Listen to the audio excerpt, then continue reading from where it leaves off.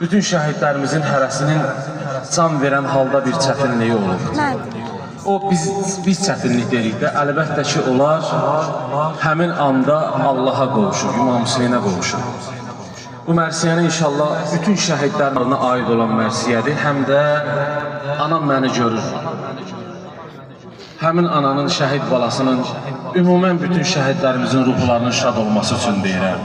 Şəhidlərimizin ruhuna salavat zikr elə.